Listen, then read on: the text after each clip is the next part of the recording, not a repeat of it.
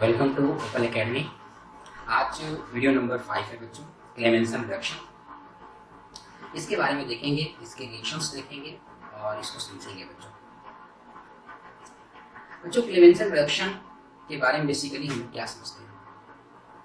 तो बच्चों Clemmensen reduction में आप समझ सकते हैं कि जो भी कार्बोनिक कंपाउंड होते हैं जैसे aldehyde and ketones to change in the methylene group with the presence of amalgam, zinc and concentrated hydrochloric acid। तो बच्चों जिंक और HCl के प्रेजेंस में जो कार्बोनिल ग्रुप होते हैं, ये है कार्बोनिल ग्रुप, ये मेथिलीन ग्रुप में चेंज हो जाते हैं CH2 में। तो इसे हम लोग मेथिलीन कहते हैं। तो इसे ही बोलते हैं बच्चों क्लेमेंसन रिडक्शन। तो आप जैसे एग्जांपल के तौर पर देख सकते हैं बच्चों, जैसे हमने यहाँ पर ले लिया है एसिटल्डिहाइड।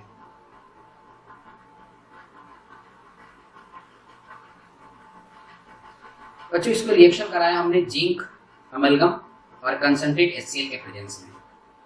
तो क्या होगा बच्चों, जिंक, अमलगम और HCl नेसेंट हाइड्रोजन रिलीज करेंगे और ये नेसेंट हाइड्रोजन का जो 2 मोल है वो ऑक्सीजन से रिएक्शन करके वाटर बना देगा और 2 मोल हाइड्रोजन जो होते हैं बच्चों वो इस कार्बन से जुड़कर मेथिलीन बना देते हैं।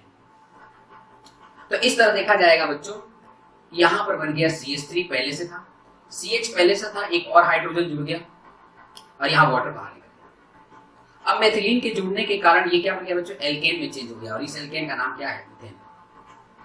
मतलब इन शॉर्ट में क्या कह सकते हैं बच्चों, इन शॉर्ट में कह सकते हैं Clemmensen reduction is reaction in which carbonyl group change into the alkene.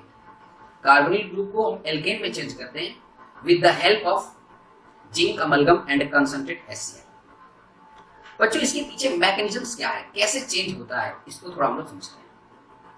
तो बच्चों मैकेनिज्म बहुत ही इंटरेस्टिंग है।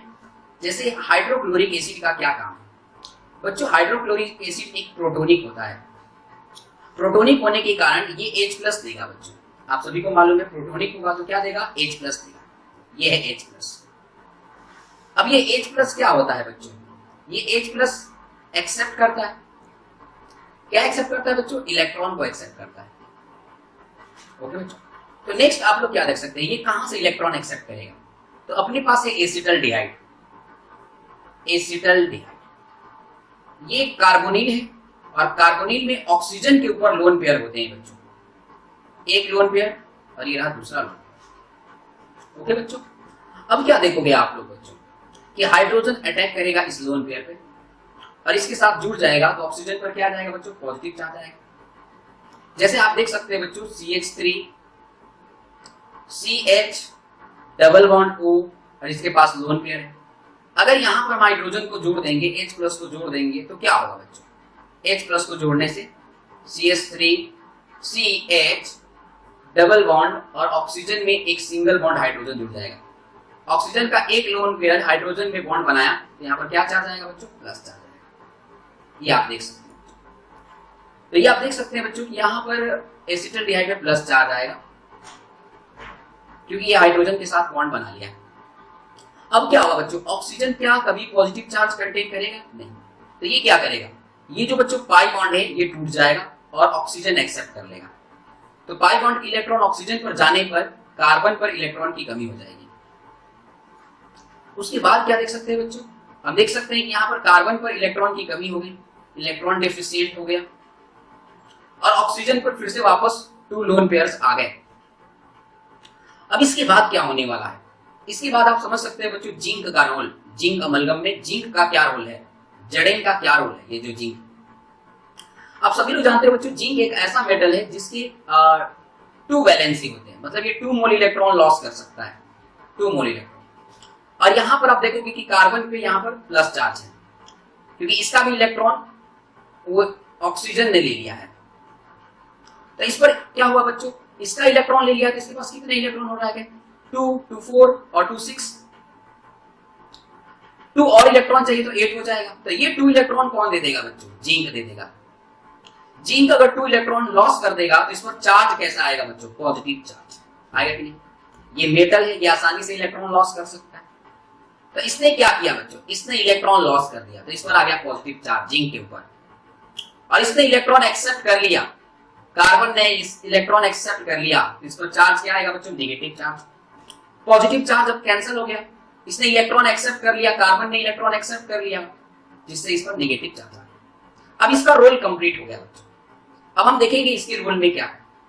यहां पर आ गया बच्चों नेगेटिव चार्ज, नेगेटिव चार्ज। इस ऑक्सीजन के पास लोन पेयर होता ही है, तो HCl 2 मोल लिया था हम लोगों ने, तो फिर से यहां पर क्या होगा बच्चों, H+ मिलेगा HCl से। तो बच्चों 2 मोल हमने HCl फिर से ले लिया, 1 मोल पहले लिया था, अब 2 मोल HCl ले लिया। 1 मोल HCl से एक बार H+ मिला, 2 मोल HCl ले लिया, तो यहां पर 2 H+ हो गए, कुल मिलाकर 3 मोल HCl ले लिया। अब ये 2 H+ अटैक कहां करेंगे बच्चों, एक H+ यहां पर अटैक करेगा, इलेक्ट्रॉन ले सकता है, और एक H+ बच्चों ऑक्सीजन पर अटैक करेगा। तो बच्चों यहां पर अटैक करेगा तो कार्बन से जुड़ जाएगा, और यहां पर अटैक करेगा तो ऑक्सीजन पर जुड़ेगा, जिससे ऑक्सीजन पर कौन सी चार्ज आ जाएगी बच्चों, पॉजिटिव चार्ज फिर से आ जाएगा। तो आप देख सकते हैं बच्चों कि ऑक्सीजन पर पॉजिटिव चार्ज आ जाएगा, क्योंकि हाइड्रोजन एक जुड़ गया इसमें, ये पॉजिटिव चार्ज आ गया, एक इलेक्ट्रॉन, एक पेयर ऑफ इलेक्ट्रॉन चला गया। अब कार्बन पर क्या होगा बच्चों, कार्बन पर चार्ज नहीं होगा, क्योंकि यहां पर हाइड्रोजन ऐड हो गया, हाइड्रोजन के ऐड होने से यहां पर चार्ज कैंसिल होगा। अब क्या होगा बच्चों, क्या ऑक्सीजन कभी भी प्लस चार्जेस कंटेन कर सकता है, नहीं। देखिए कार्बन ऑक्सीजन के इलेक्ट्रॉन को क्या करेगा, एक्सेप्ट कर लेगा, और कार्बन ऑक्सीजन के इलेक्ट्रॉन को एक्सेप्ट करेगा तो ये बाहर निकल जाएगा। किस फॉर्म में बाहर निकलेगा बच्चों, H2O के फॉर्म में बाहर निकलेगा, और इस ऑक्सीजन के ऊपर क्या हो जाएगा, एक लोन पेयर इलेक्ट्रॉन आ जाएंगे, जिससे एक पॉजिटिव चार्ज हट जाएगा। इस पर तो पॉजिटिव चार्ज हट जाएगा, लेकिन कार्बन पर क्या होगा बच्चों, कार्बन पर फिर से पॉजिटिव चार्ज आ जाएंगे। तो नेक्स्ट स्टेप में आप देख सकते हैं बच्चों कि कार्बन के ऊपर पॉजिटिव चार्ज आ गया।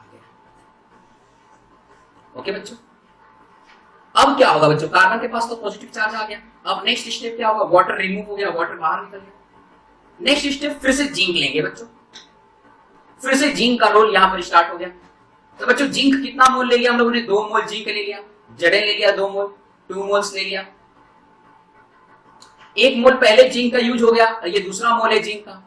जिंक की प्रॉपर्टी क्या है बच्चों, जिंक की प्रॉपर्टी है कि 2 मोल इलेक्ट्रॉन लॉस कर सकता है, 2 वैलेंसी होती है, और इस पर तो पॉजिटिव चार्ज है, आप जानते ही हैं। तो ये क्या होगा बच्चों, फिर से इलेक्ट्रॉन एक्सेप्ट कर लेगा।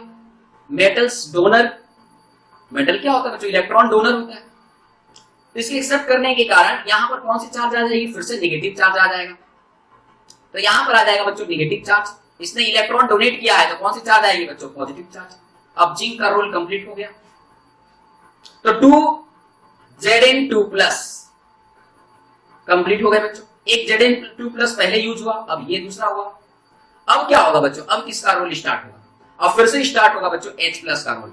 ये H+ कहां से आया है, 4th mole of HCl, 4th mole of HCl।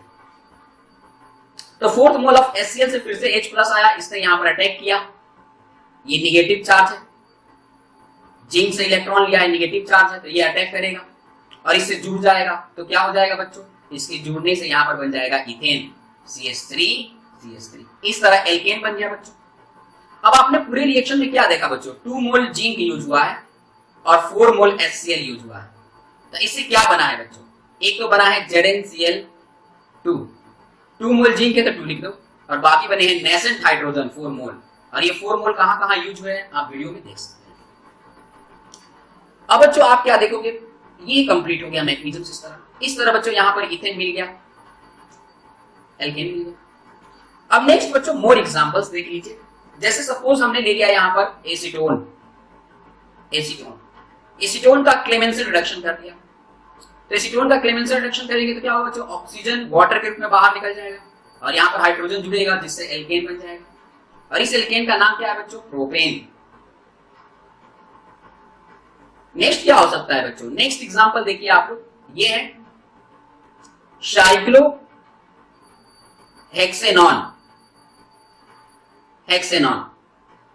बच्चों साइक्लोहेक्सेनॉन के हर एक कार्बन पर हाइड्रोजन 2 जुड़े हुए हैं, और यहां पर ऑक्सीजन है, हर एक कार्बन पर 2 हाइड्रोजन है, यहां भी हाइड्रोजन, यहां भी हाइड्रोजन, हर एक पर है बच्चों, यहां भी है, यहां भी है, यहां भी है। अब जिंक अमलगम से और HCl से निकलने वाला हाइड्रोजन इसको वाटर में चेंज करता है, यहां पर वाटर बाहर निकल जाएगा, और यहां पर हाइड्रोजन जुड़ जाएगा, तो इस तरह क्या बन जाएगा बच्चों, इस तरह आप देख सकते हैं कि साइक्लोहेक्सेन बन जाएगा, साइक्लोहेक्सेन। तो बच्चों आपने देखा कि क्लेमेंसन रिडक्शन में कार्बोनेट को आसानी से एल्केन में चेंज कर सकते हैं, लेकिन इसके कुछ ड्रॉबैक्स हैं, कमियां हैं। ये कि स्टेरिक हिंड्रेंस के कारण ये कीटोन के लिए ज्यादा सुटेबल नहीं होता है, और साथ ही higher molecular weight of aldehyde के लिए भी सुटेबल नहीं होता है। ध्यान रखना।